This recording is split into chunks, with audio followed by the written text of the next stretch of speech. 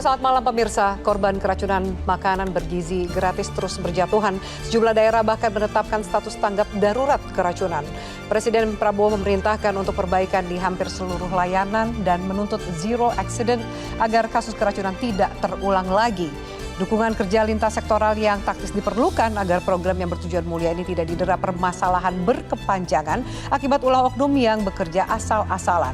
Dan inilah top isu pada malam hari ini, mengusut keracunan, mencari solusi makan bergizi.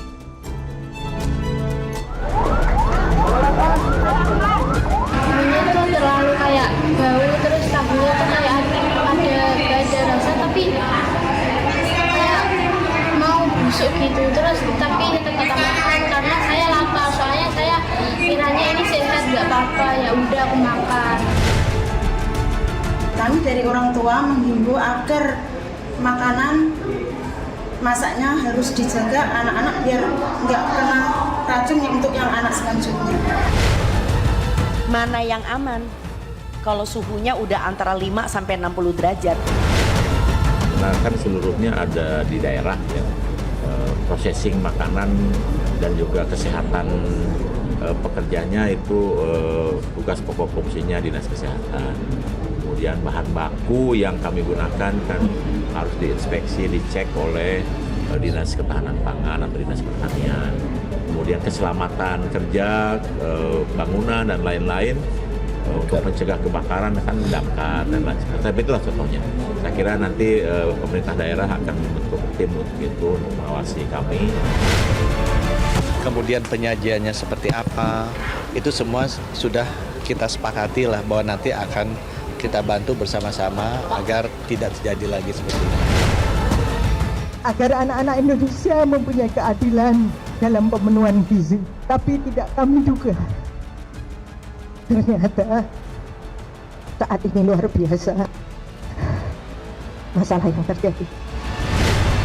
Saudara-saudara sekalian, sampai hari ini sudah menjelang 30 juta penerima manfaat. 30 juta anak dan ibu-ibu hamil tiap hari menerima makanan.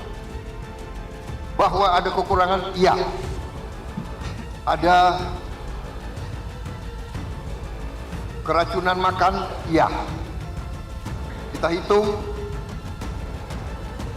dari semua makanan yang keluar, penyimpangan atau kekurangan atau kesalahan itu adalah 0,00017%.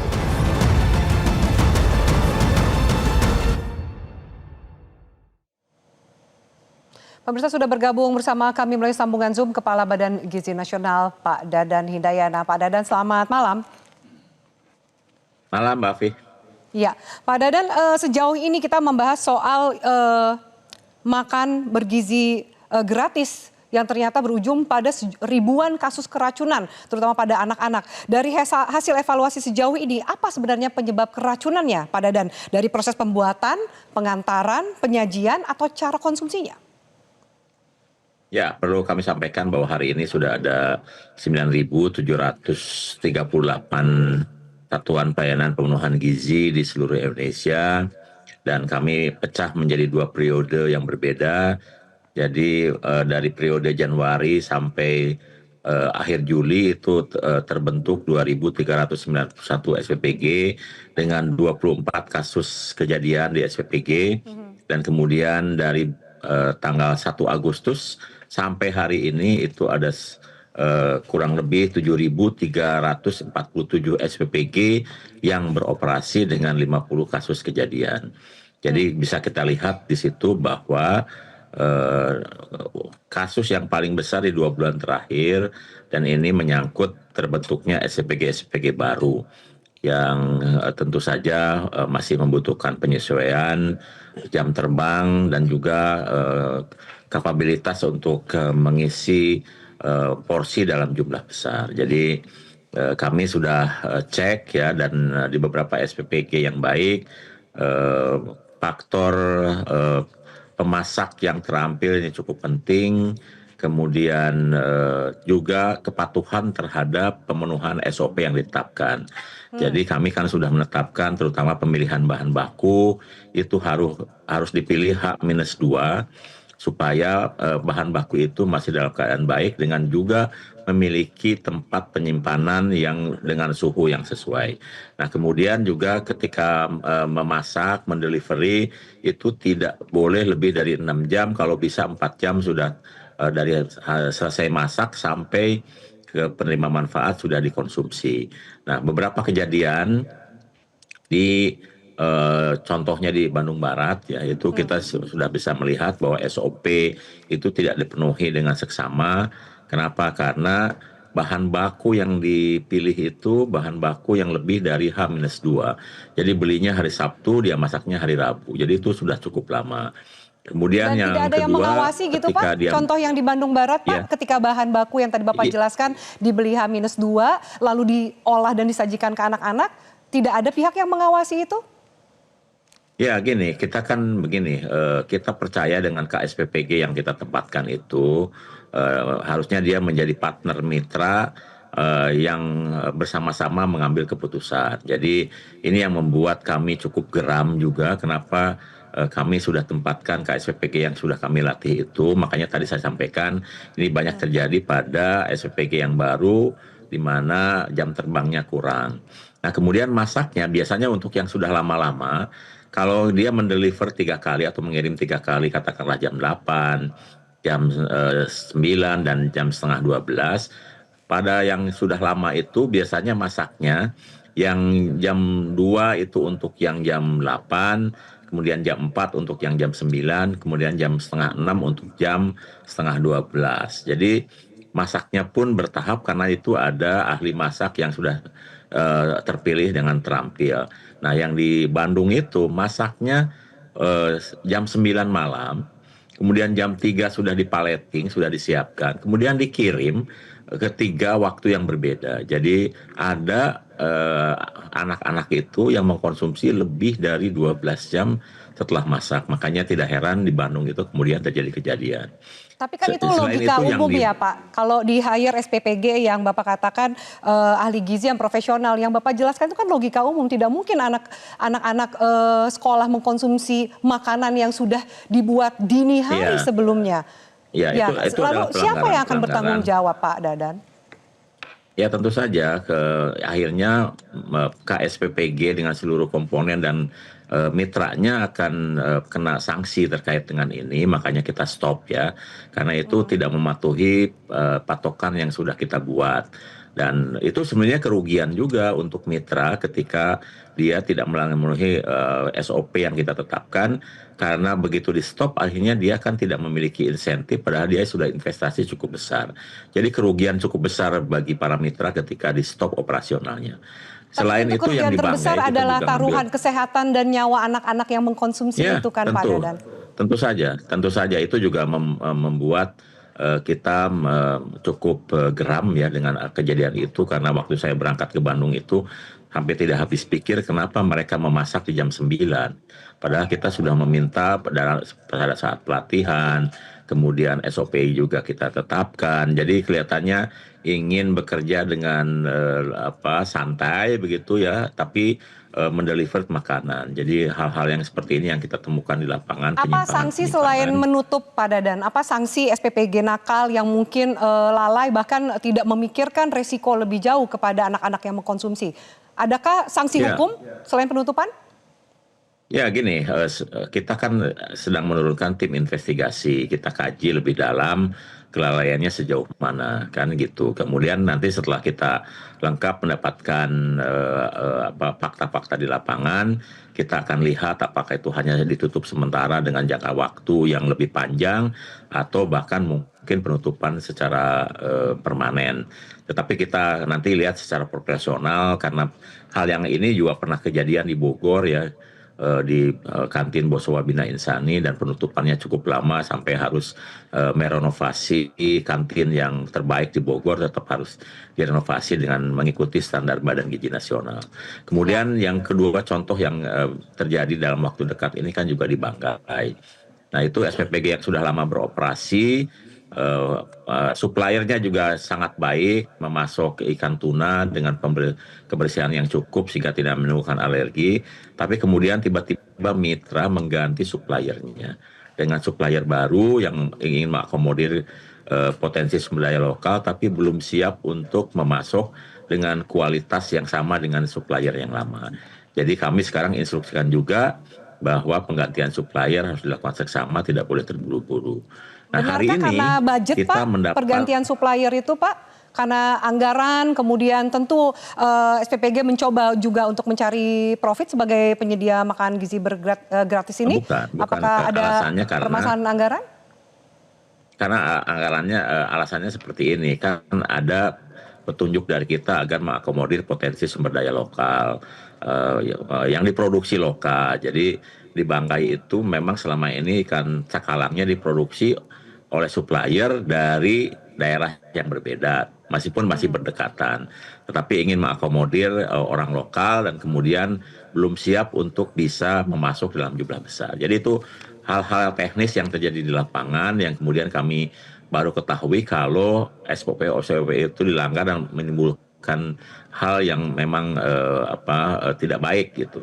Nah, kemudian kami ini hari ini bertambah SPPG sampai 600 SPPG yang baru berjalan. Kami kemarin sudah kumpulkan dari kejadian-kejadian itu. Kami minta seluruh SPPG tidak boleh untuk pertama kali memasak lebih dari 1.000 porsi. Jadi mereka harus dilakukan secara bertahap, mengikuti SOP yang diterapkan, dan jangan sampai ada kejadian lagi yang diberitakan dan bahkan menimbulkan korban. Karena setiap kali ada kejadian kan ada anak yang tersakiti atau penerima manfaat yang tersakiti. Setiap kali kejadian kan juga ada orang tua yang khawatir ya. Setiap kali kejadian juga ada kepercayaan publik yang tergores. Jadi kami minta kepada seluruh KSPG yang ada dan juga seluruh mitra untuk bersama-sama menjaga kepercayaan semua pihak termasuk penerima manfaat, orang tua dan publik. Baik, Pak Dadan, salah satu yang juga disoroti adalah menu yang disajikan untuk anak-anak. Saya angkat surat dari BGN tanggal 26 September 2025 soal penggunaan UPF atau Ultra Processed Food. Mengapa masih tercantum? Mengingat juga banyak ahli gizi dan juga para orang tua yang tidak ingin anaknya mengkonsumsi Ultra Processed Food. Meskipun Anda tambahkan harus diproduksi secara lokal. Mengapa itu masih pangan ultra processed food masih masuk ke dalam menu, masih diperbolehkan? Ya gini, tantangan kita ini kan, terutama ketika program ini berjalan, belum ada satu teknologi yang kualitas gizinya baik, tapi kemudian diproses dengan alamiah ya. Jadi kami sedang memikirkan untuk penerapan teknologi freeze drying, teknologi vacuum gitu, kemudian juga teknologi iradiasi ya, supaya menu itu disajikan dalam keadaan segar tapi tahan lama. Nah, ini tantangan bagi semua pihak, bagaimana bisa memproduksi pangan dengan olahan segar tanpa ultra high processing tapi juga bisa tahan lama. Itu tantangan bagi kita semua. Tapi bukan berarti menyajikan ultra processed food menjadi solusinya kan, Pak? Nggak gini, dari sisi karena gizi juga tidak sesuai dengan target itu, dari MBG sendiri. Ya, menu itu kita gunakan untuk dua hal. Satu, ketika Ramadan, karena Ramadan itu kan makanan dibagikan siang hari, dimakannya pada saat buka. Jadi itu harus makanan yang tahan. Saran kami sebetulnya buah, telur, kemudian susu. Tapi kemudian kan SPPG menyajikan kue-kue fortifikasi yang di Indonesia ini masih belum ada berkembang teknologi yang memungkinkan tidak ultra high processing. Kemudian yang kedua kita sajikan juga ketika hari libur ya. Karena hari libur itu kan anak-anak jarang ke sekolah, jadi kami berikan makanan segar pada saat datang dan kami berikan bekal untuk 2 hari kemudian. Nah, yang bisa tahan 2 hari kemudian kan hanya buah, susu, telur rebus, dan pasti makanan-makanan siap saji yang sudah diproduksi oleh teknologi yang modern, ya seperti itu. Nah, kami masih memikirkan dengan teknologi-teknologi untuk masa depan berbasis ultra high freeze drying ya, sehingga buah itu bisa tahan lama tapi kualitas nutrisinya baik dan tidak ultra high processing. Kemudian juga iradiasi, kami kemarin sudah melihat bahwa itu sangat dimungkinkan, dan juga vacuum ya. Sampai berapa lama kira-kira ultra processed food ini masih menjadi pilihan sambil menunggu teknologi itu, Pak? Anda juga minta tambahan anggaran 28 triliun ke Menteri Keuangan dan anggaran tahun 2026 jauh lebih besar lagi. Ya, kita tentu tetap mengutamakan fresh food ya, fresh food, kecuali untuk hari-hari libur yang kemudian kita akan coba mengakomodir UMKM lokal yang mampu menghasilkan penganan yang segar tapi bisa tahan lama. Ya, baik. Lalu Pak, ada juga komplain dari pihak sekolah atau pihak guru yang mengeluhkan adanya tambahan pekerjaan. Ini juga mengganggu pekerjaan mereka, pekerjaan utama mereka dalam proses belajar mengajar. Apa ada solusinya? Apakah ada insentif tambahan? Seperti apa jawaban Anda? Kami harus jeda. Usai jeda kami lanjutkan dialog ini.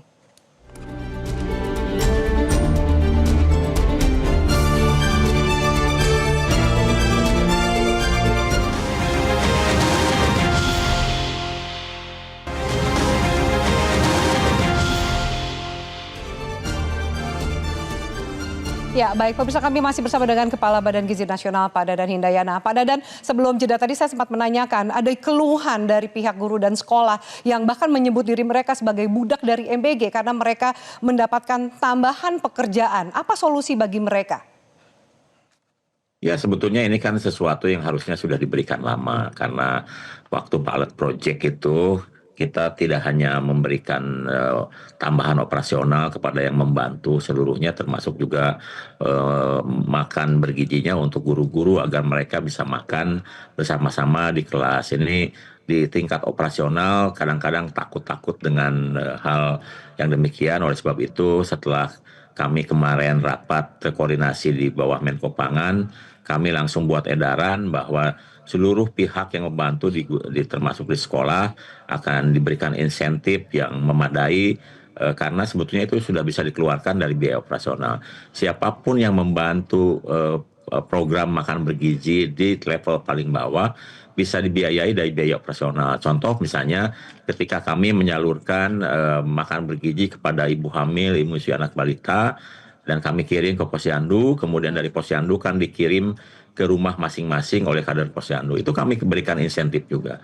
Demikian juga nanti dengan petugas sekolah, penjaga sekolah, itu kami sudah keluarkan surat edaran agar yang di bawah tidak takut-takut dengan mengeluarkan uang. Jadi siapapun yang membantu Badan Gizi menyukseskan program ini pasti kami hargai dengan baik.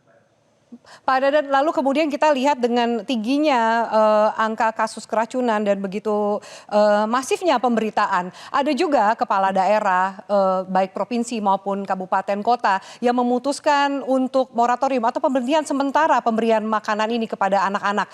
Jadi apakah MBG ini menjadi sebuah pilihan? Bagaimana Anda meyakinkan para kepala daerah, kemudian juga para orang tua bahwa MBG ini layak untuk dikonsumsi? Ya, Anda jangan salah paham juga. Yang melakukan moratorium itu adalah untuk SPG yang melakukan masalah. Seperti di Bandung Barat, kemudian daerah-daerah yang mengalami kejadian, mereka menyetop, itu kan sama dengan kebijakan Badan Gizi. Kami juga pasti menyetop seluruh SPG yang mengalami kasus, karena ini juga untuk kehati-hatian kami. Kami pernah mengalami misalnya di Kupang ya, ini kejadian kemudian hari berikutnya kami stop, dan kemudian syukur kami stop karena ini juga bentuk kehati-hatian.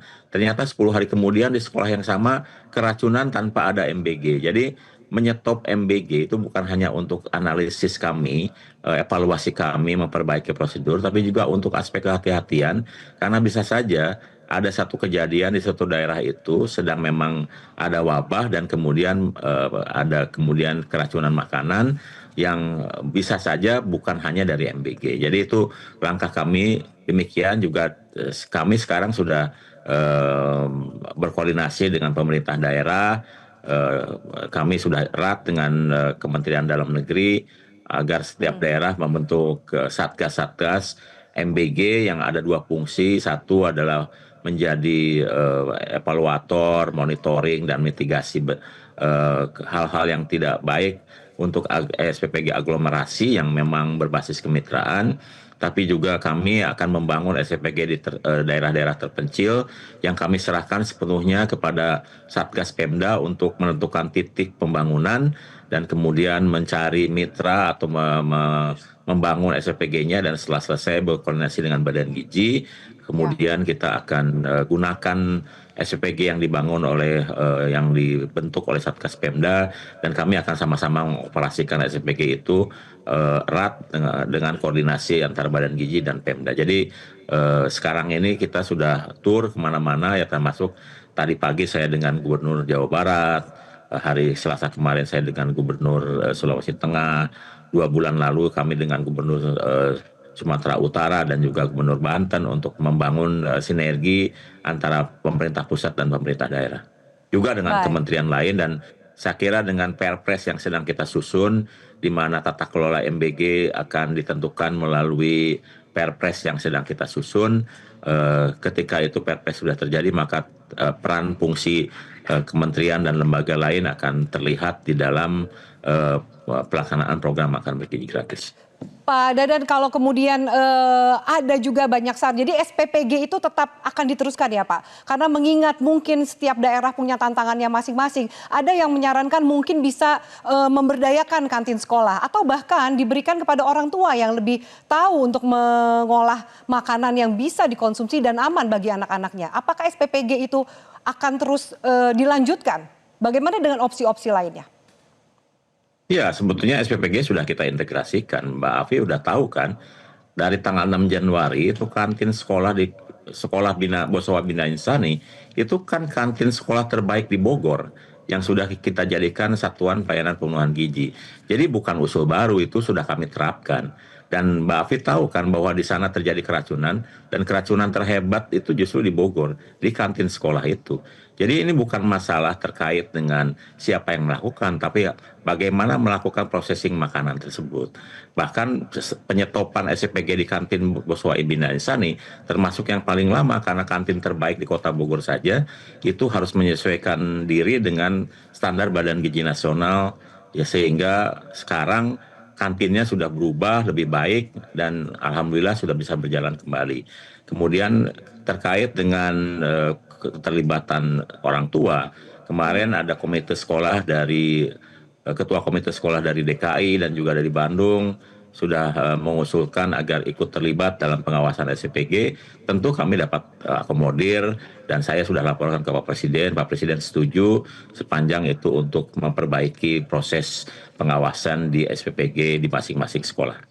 Ya, poinnya kan sebenarnya bukan SPPG atau kantin, Pak. Poinnya adalah kemudian anak bisa mendapatkan manfaat yang maksimal dalam program ini. Bahwa kemudian ada keracunan, itu kan pasti ada kelalaian, mulai dari bahan baku yang disediakan, proses pembuatan, bahkan juga kemudian pengantaran.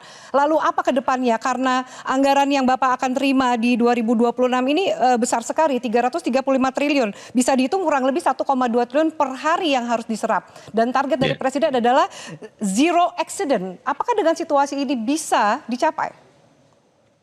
Ya, tentu saja kan kita sudah diberikan instruksi sama Presiden untuk perbaikan-perbaikan, diantaranya SPPG harus didampingi oleh juru masak yang terlatih. Kemudian di setiap SPPG harus dibentuk atau ditempatkan satu alat kit untuk rapid test, ya. Kemudian setiap SPPG harus membuat alat sanitasi untuk putra yang baik, juga sumber air harus baik, karena tidak semua daerah memiliki sumber air yang baik, maka kita sudah berikan edaran agar masak hanya menggunakan air galon, untuk mencuci dan lain-lain airnya harus disaring.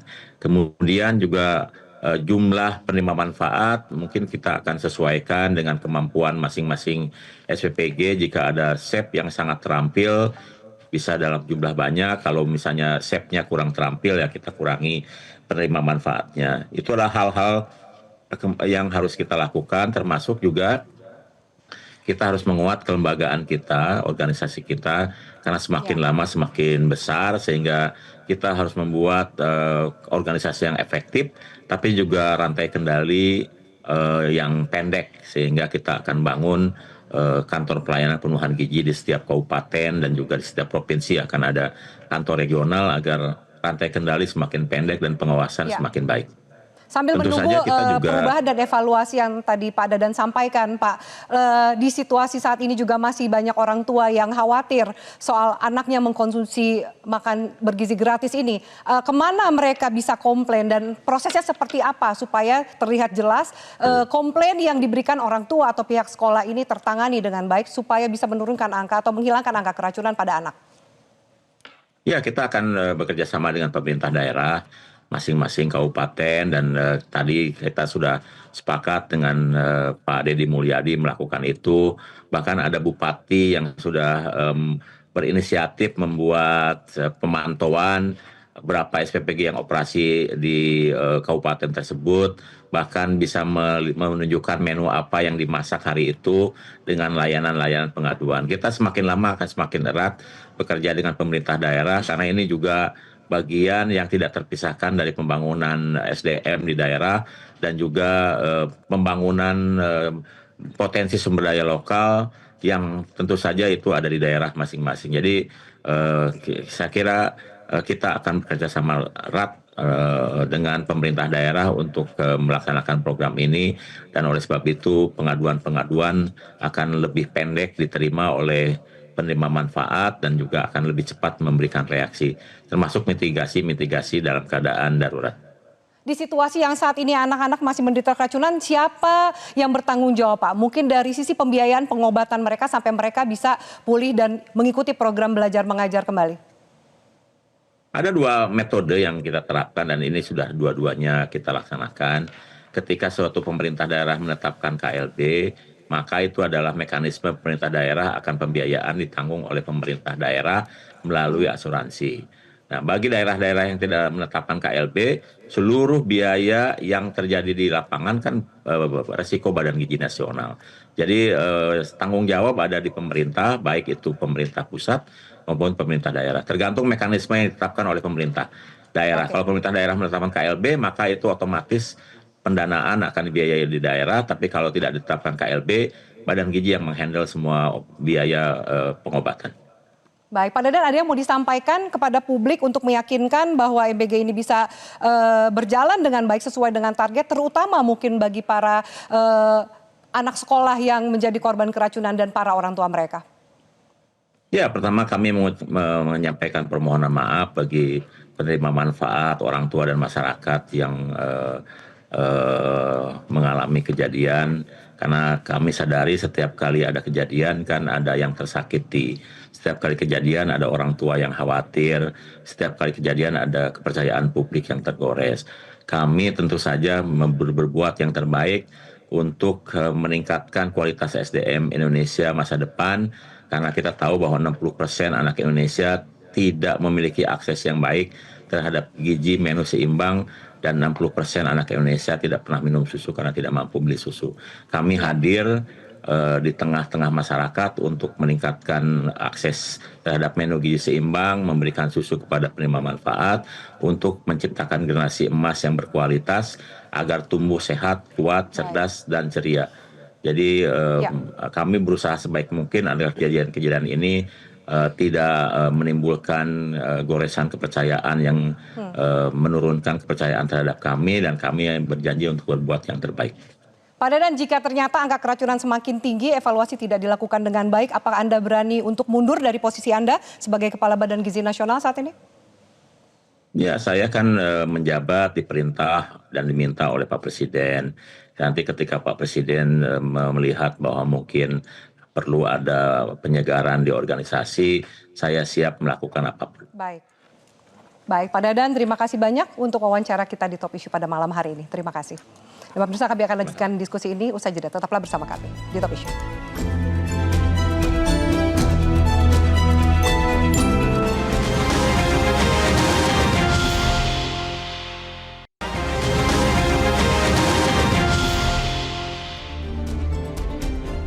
Ya, pemirsa, sudah hadir narasumber di Studio Metro TV, Manager Policy dan Advokasi CISDI, Fahrial Kausar. Mas Fahrial, terima kasih sudah hadir. Selamat malam. Malam. Dan kemudian juga kami hadirkan Wakil Ketua Riset Bidang Advokasi dan Jaringan YLBHI, Mas Arief Maulana. Mas Arief Maulana, selamat malam.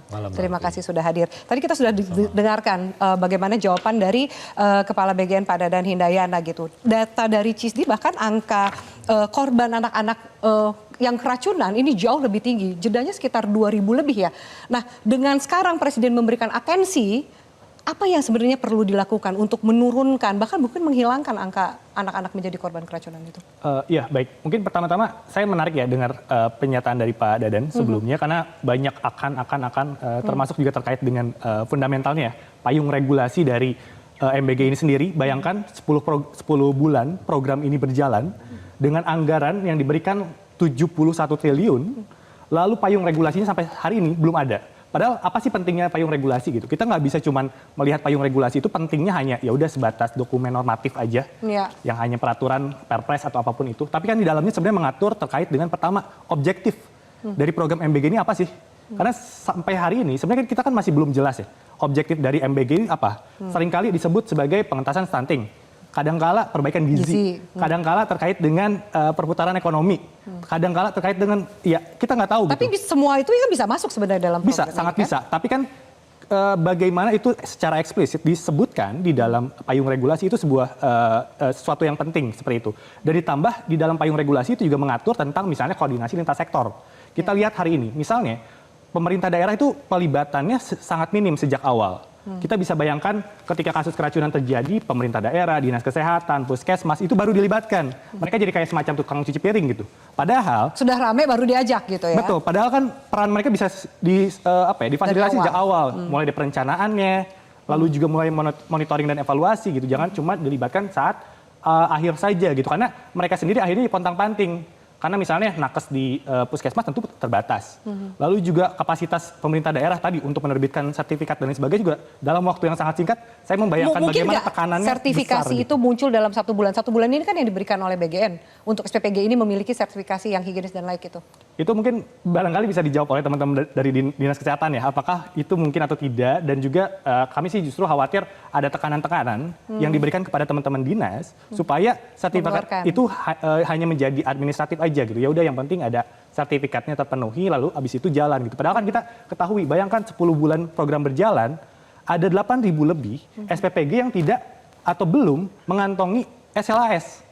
Itu kan sebuah keanehan gitu karena berarti selama ini tidak dijadikan syarat wajib untuk verifikasi. Lalu siapa yang berhak mendapatkan atau menjadi tempat SPPG ya? Betul, betul. Siapa karena saja nih? Standar apa? Kita kan jadi bertanya-tanya, standar apa yang sebenarnya selama ini digunakan? Bagaimana proses verifikasinya? Kok bisa dapur-dapur ini tanpa tadi sertifikat SLHS ya udah jalan dulu aja. Ini kan sama aja bermain dengan nyawa anak-anak ya. Kita melihat di Kabupaten Bandung Barat sampai 1.300 korbannya gitu. Dan kalau misalnya ngedengar dari Kepala UPTD Labkesda itu kan ada kontaminasi dari salmonella di dalam komponen karbohidrat di dalam menu MBG-nya gitu.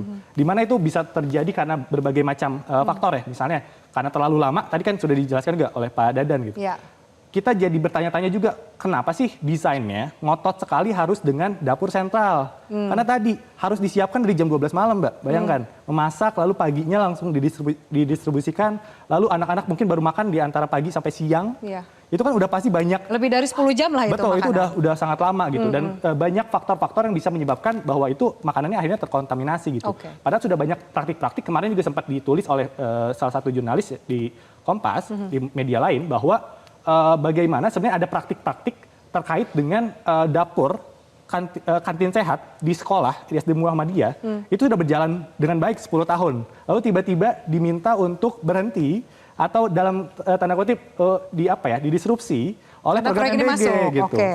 Oke, nah kemudian Mas Ari kalau tadi dijelaskan sebenarnya payung hukum itu penting sambil menunggu perpres perbaikannya seperti apa. Tapi kan ini anak-anak ini kan sudah berjatuhan ya. Dan kita bersyukur mungkin nggak ada kehilangan nyawa. Tapi kan juga orang tua, sekolah, bahkan anak-anak sendiri kan merasa khawatir. Ada yang bahkan sempat mengadakan lalu siapa yang bertanggung jawab? Bisakah kemudian para orang tua yang anaknya menjadi korban menuntut BGN misalnya? Apakah ada celah itu? Iya, saya pikir persoalan keracunan ini bukan hanya persoalan hukum biasa ya. Dan pertanyaan Mbak Afia tadi adalah apakah masyarakat gitu ya, terutama orang tua dan juga anak yang menjadi korban, anak-anaknya menjadi korban itu bisa mengajukan upaya hukum? Tentu saja bisa ya. Tentu saja bisa. Kenapa? Karena ini kaitannya dengan tanggung jawab hukum ya terhadap sebuah kebijakan yang kebetulan ini MBG yang memang mengakibatkan kerugian bagi warga negara. Nah, tergantung tuntutannya mau ganti rugi material, ya itu misalkan bisa menggugat melalui perbuatan melawan hukum, class action gitu ya, atau kemudian justru yang menurut saya lebih penting adalah bagaimana menggugat kebijakan MBG yang digugat adalah kebijakan ya. Iya, yang kemudian direncanakan dengan asal-asalan, ya, kemudian aturan hukumnya bahkan belum ada tapi sudah berjalan dengan anggaran yang begitu wah, bahkan tahun depan mau diberikan 335 triliun per hari tadi Mbak Afi jelaskan 1,2 triliun, itu luar biasa, bahkan menyedot anggaran pendidikan, anggaran kesehatan bagi publik, dan uang itu berangkat dari APBN yang kita semua warga negara itu membayar pajak. Jadi sebetulnya yang bisa menggugat bukan hanya orang tua atau yang anak-anaknya menjadi korban secara langsung, tapi pembayar pajak. Pembayar pajak, kita semua sebagai warga negara, Mbak Afi, juga bisa menggugat, ya, dan mempertanyakan kenapa kemudian MBG ini dipaksakan dan apalagi targetnya begitu ambisius gitu ya dari Pak Presiden langsung. Nah, saya ingin kemudian menambahkan juga terkait dengan pertanyaan, kenapa sampai hari ini tidak ada dasar hukumnya? Kenapa kemudian bisa berjalan? Ini praktek penyelenggaraan negara yang menurut saya salah kaprah, begitu ya. Kalau kita bicara terkait dengan pelaksanaan sebuah kebijakan atau program pemerintah, khususnya ini kan janji presiden ya. Kita ini negara hukum. Ya, kenapa harus kemudian mengstate di konstitusi kita bahwa Indonesia adalah negara hukum? Itu agar negara ini dalam menjalankan kebijakan-kebijakan, melaksanakan sebuah program-program, itu ada kepastian hukumnya buat publik, buat masyarakat, buat rakyat gitu ya. Jadi per hari ini bisa dikatakan MBG kemudian tidak ada kepastian hukumnya? Kemanfaatan dan keadilan bagi masyarakat. Kalau menurut saya tidak ada. Ya, kenapa? Karena Undang-Undang Administrasi Pemerintahan, yaitu itu memberikan penegasan bahwa dalam penyelenggaraan pemerintahan itu ada 3 prinsip dalam administrasi pemerintahan. Pertama adalah asas legalitas. Harus ada dulu dasar hukumnya yang jelas, begitu ya. Kemudian yang kedua, itu adalah asas menegakkan, menghormati, melindungi hak asasi manusia. Dan yang ketiga adalah asas-asas umum pemerintahan yang baik. Asas-asas umum pemerintahan yang baik ini bicara soal tujuannya harus jelas, ya. Institusi yang melaksanakan tuh harus sesuai dengan tupoksinya. Kalau tadi Cisti bilang bingung juga tujuannya yang mana gitu ya. Dan dan bahkan kemudian keadilan, non diskriminasi. Baik. Nah, saya tidak melihat prinsip penyelenggaraan pemerintahan yang kemudian diatur dalam Undang-Undang Administrasi Pemerintahan itu dilaksanakan dalam program MBG. Oke, saya harus jeda Mas Arief. Kita lanjutkan sesaat lagi dengan catatan dari Mas Arief dan juga Mas Fahrial. Lalu beberapa upaya evaluasi yang dilakukan. Haruskah kemudian MBG dihentikan dulu atau kemudian berjalan dengan situasi perbaikan ke depan? Kami lanjutkan pemirsa. Tetaplah bersama kami.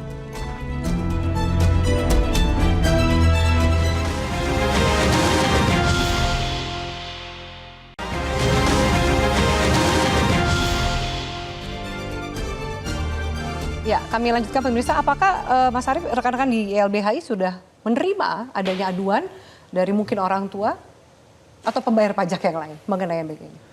Iya, jadi YLBHI juga memantau situasi MBG, program pemerintah prioritas yang ternyata dampaknya berbahaya bagi hak asasi manusia, khususnya hak atas kesehatan masyarakat, kemudian hak atas rasa aman ya.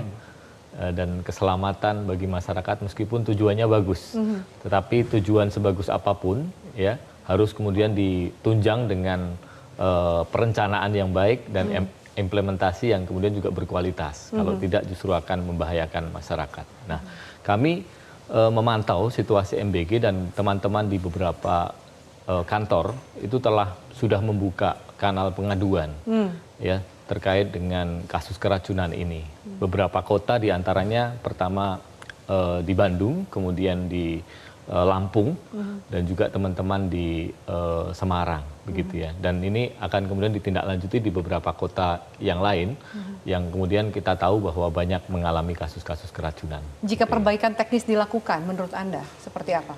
Saya pikir ini tidak cukup hanya kemudian melihat persoalan dapurnya ya, SPPG-nya, tapi saya melihat karena dari awal tidak ada dasar hukum yang jelas terkait dengan pelaksanaan MBG, baru ada Badan Gizi Nasional yang kemudian diminta untuk mengurus. Itu pun kalau saya melihat perpresnya, itu BGN ini kewenangannya luas sekali, mulai dari merencanakan, mengimplementasikan, termasuk juga mengevaluasi.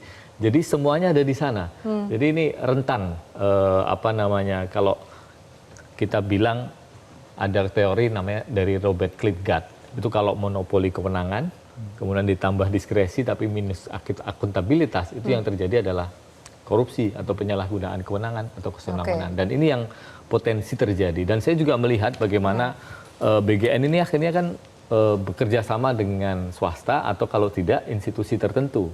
Dan yang menarik adalah yang terlibat adalah TNI, Polri, dan BIN. Termasuk yang mengisi struktur organisasi? Termasuk yang mengisi struktur organisasi dari 10 pimpinan, itu 5 purnawirawan. Pertanyaannya adalah, apakah background ini dengan segala hormat ya, beliau-beliau ini cukup untuk kemudian mendukung pelaksanaan berkontribusi MBG, positif begitu lah. Ya. Dan jadi pertanyaan juga adalah, baik. Tentara Nasional Indonesia, kepolisian, itu tupoksinya bukan untuk mengurusi makan bergizi gratis seperti mereka itu profesional untuk kemudian menjaga pertahanan dan juga keamanan. Lalu kemudian Mas Fahrial, catatannya gitu, kita kritisi dari strukturnya, kita kritisi dari teknisnya. Apa rekomendasi dari CISDI sendiri? Ya, dan ini sudah sempat kami sampaikan di berbagai kesempatan juga. Dan kami merasa bahwa yang namanya evaluasi menyeluruh itu tidak akan bisa objektif, tidak akan bisa jernih hasilnya jika programnya masih berjalan dengan skema, dengan model desain yang seperti saat ini gitu. Karena tadi juga sudah dijelaskan, bahkan Pak Dadan sendiri mengakui bahwa perpresnya akan atau sedang disusun. Ini mohon maaf, dari awal 10 bulan program berjalan, terus berarti tanpa payung regulasi gitu kan berjalannya. Kami merasa fundamennya dulu yang harus dibenahi. Kenapa? Fundamen itu menjadi dasar tadi terkait dengan koordinasi lintas sektor, baik di Kementerian Negara di tingkat pusat, bahkan sampai pemerintah daerah. Karena apa? Di Juknis yang lama, kami mendapat dokumennya, peran ataupun kewenangan dari pemerintah daerah itu sebatas untuk memfasilitasi lokasi ataupun titik-titik di mana saja dapurnya itu berada. Tapi kemudian ketika kasus keracunan terjadi, mereka lalu dilimpahkan tadi, harus segera tanggap terhadap kasusnya dan sebagainya. Begitu pula dengan kementerian lembaga di level pusat. Karena bayangkan bahwa kerjasama atau koordinasi antara BGN dengan BPOM atau BKKBN itu hanya dilandasi oleh MOU. Dua belah pihak, bayangkan. Karena absennya dari peraturan presiden atau payung regulasi ini, jadi koordinasi lintas sektornya hanya dilandasi oleh MOU. Yang mana nanti kemarin juga waktu RDP bersama DPR, BPOM juga mengeluhkan hal yang sama. Bahwa mereka mengeluh bahwa hanya dengan MOU, mereka tidak punya kewenangan, tidak punya resource untuk tadi membantu di lapangan gitu. Karena tadi apa yang bisa dilakukan hanya dengan berlandaskan MOU gitu. Apa pilihan bagi para orang tua jika situasi seperti ini? Sebenarnya tentunya orang tua perlu lebih sadar, perlu lebih berdaya. Tentu tadi juga sudah dijelaskan oleh Mas Arief ya. Bahwa kita mungkin bukan cuma sebagai orang tua ataupun misal kakak dan lain sebagainya, tapi sebagai pembayar pajak. Ini uang yang sangat besar. Uang pajak kita digunakan untuk program yang belum ada payung regulasinya. Yang belum ada hasil evaluasinya seperti apa kemarin. Dan lalu ini ngotot untuk ditambahkan anggarannya 335 triliun. Jadi harus dihentikan dulu sampai semua prosesnya selesai. Dan saya kira DPR juga punya tanggung jawab besar, Mbak. Bagaimana mungkin kemudian tidak ada payung hukumnya, tapi kemudian diloloskan anggaran 335 triliun. Seperti apa pertanggungjawaban dari Ya. para wakil rakyat? Terima kasih banyak Mas Arief, Mbak Farial untuk diskusi kita pada malam hari ini, dan pemirsa terima kasih atas atensi Anda. Kita nantikan seperti apa evaluasi yang akan dilakukan oleh BGN dalam program makan bergizi gratis ini ke depan. Kita harapkan tidak ada lagi nyawa atau kemudian kesehatan anak-anak yang tergadaikan. Selamat malam, sampai jumpa.